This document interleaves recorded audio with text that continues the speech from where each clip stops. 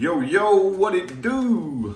Gemini, how you doing? Let's go ahead and knock you out a little bonus reading for the month of May, okay?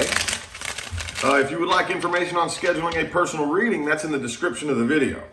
Okay, along with my social media, my Facebook, Instagram, Twitter, all that good stuff is in the description of the video. Okay, so anywho, when I do bonus readings, my goal specifically is mainly just to pick up on details that I may have left out in the main reading.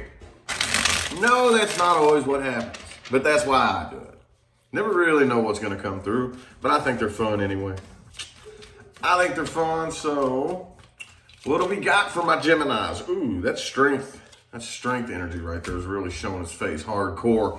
Some of y'all could be dealing with a Leo, but I feel like you're holding back what you want to say. You're really like biting your tongue and not speaking exactly what's on your mind. You have a lot of things you want to say and you're staying quiet. Just not saying a lot of what's on your mind, if that makes sense. Oh, let's get 6 shuffles. 1, 2, 3. Now 3 more.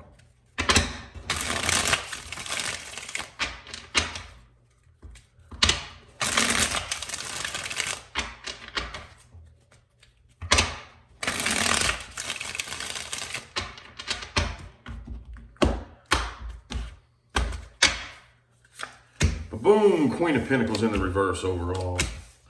All right, so I don't know, overall, I kind of feel like whatever this situation was that you were dealing with, you're just not quite as fixated on it as you once was. Like you were probably at one point really down for this, really stubborn, really stuck in this, now it's just like, I don't know if I even want to think about this anymore. I don't even know if I want to mess with this anymore. I don't know. I'm just don't really feel tied to it anymore, On the outside, though, people are seeing you as the Knight of Cups.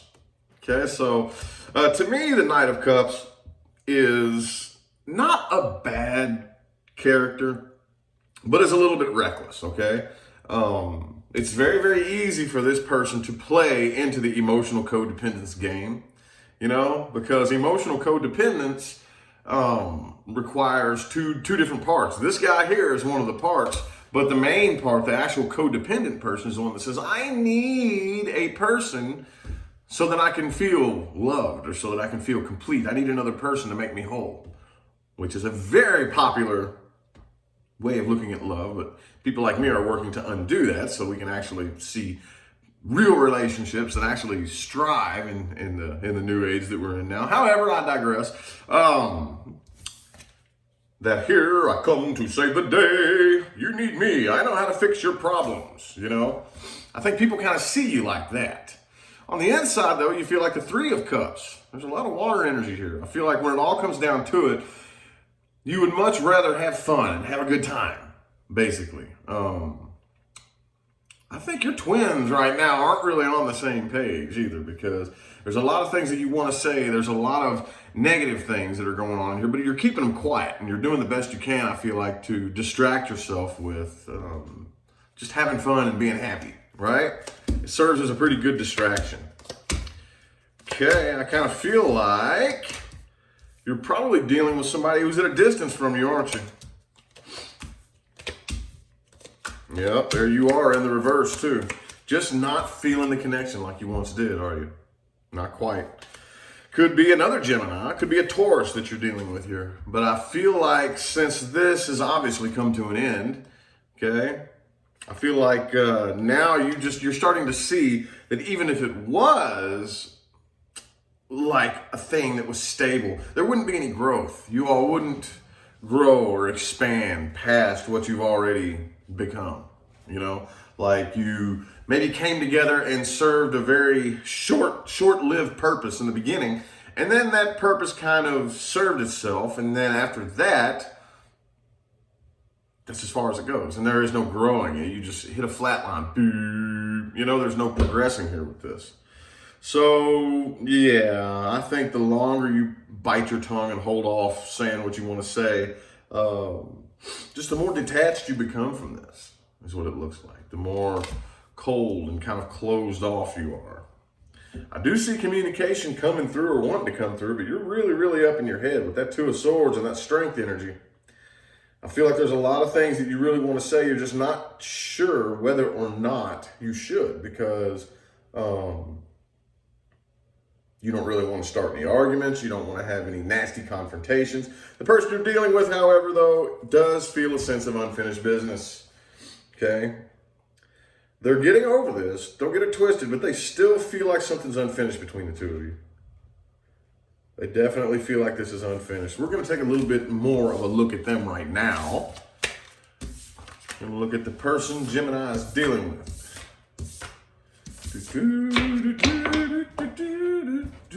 Person, people, and or situation playing the biggest influence on my Jim Jeroos, dude. Yeah, they definitely feel like there's unfinished business, for sure. So what does that mean, though? What does it mean when there's unfinished business? Is any business actually really unfinished? Ooh, the Eight of Pentacles. Okay, it could be an Earth sign, Taurus, Virgo, or Capricorn. Let's get 4 shuffles here. I don't know how I feel about this. There's 1, 2, 3, and 4.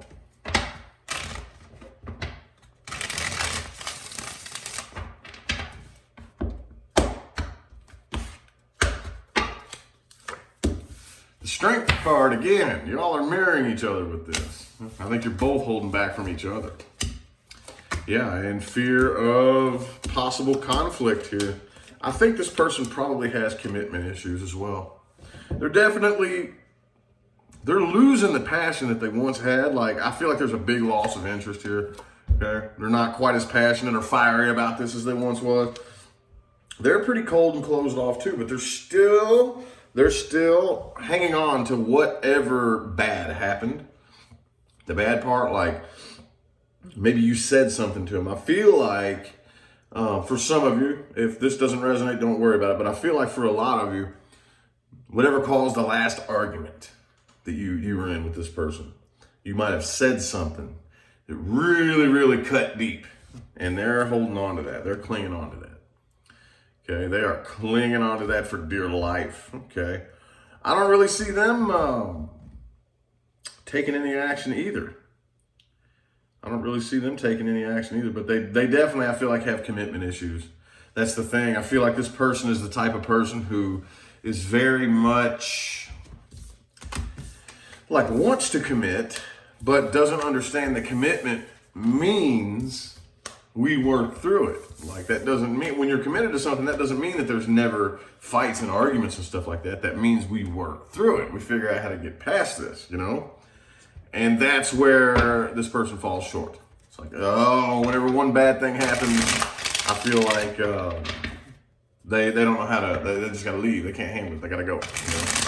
Time to go. I'm not dealing with this shit. Oh, well, where's this situation most likely headed? Anything new coming in? Anything old coming back? What do we got from my Jim Jeroos, dude? Where's this situation most likely headed?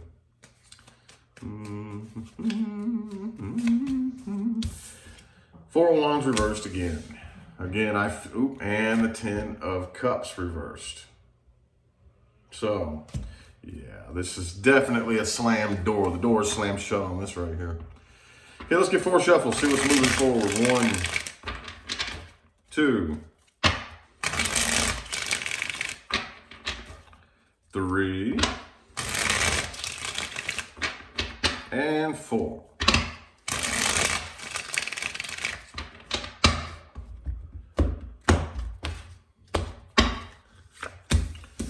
Yep. I see some new love coming in, though. I definitely see something new wanting to come in for you here, my Geminis. I don't know if it looks to me like you're probably going to pass up on the offer, though.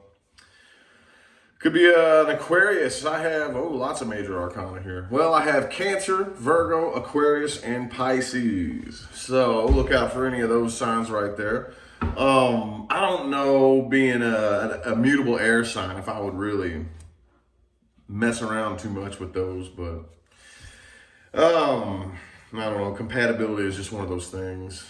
It's just one of those things. Everybody has a different opinion, but to me, unless you can prove, like, if you are a Scorpio and you say, well, this is the best sign for Scorpio, Virgo.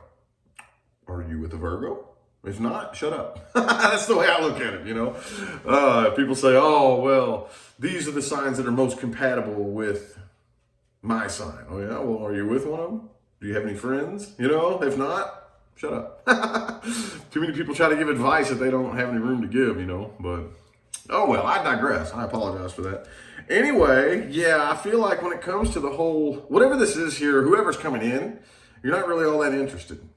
Again, you're keeping a lot of things on the inside and going through a definite period of changes right here. I think you'd rather avoid conflict.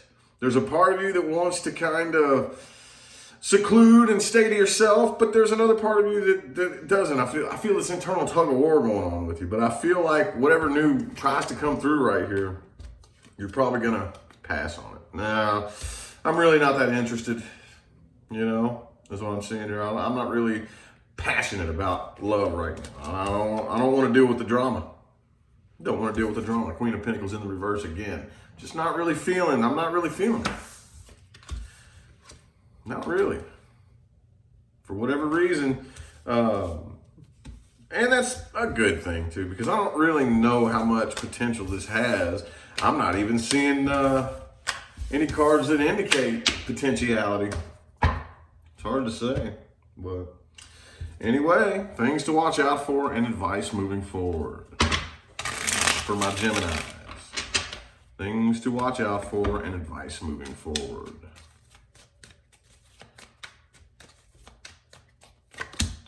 Nine of Wands. Watch out for people who are always guarded, who are always on defense. Okay?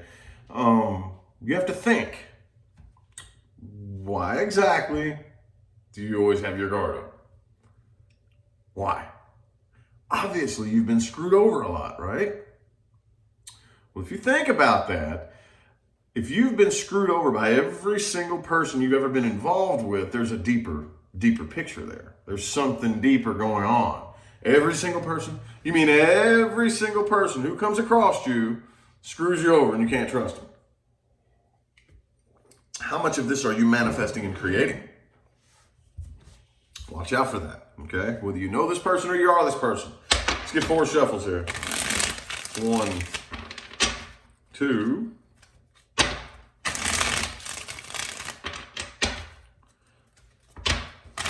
3, and 4.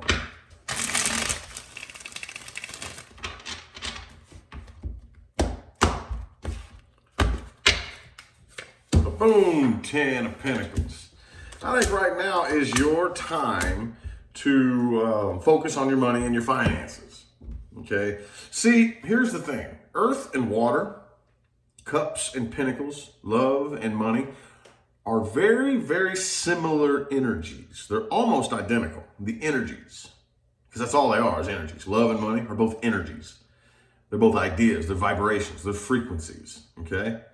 And our perception of them is very similar, the energy behind them, okay? But the thing about it is people tend to struggle a little bit more with love than they do with money, a lot of times. People tend to struggle with that one more because they're not really aware of what their self-talk is doing to their environment and like how the universe is responding to them. It's your self-talk.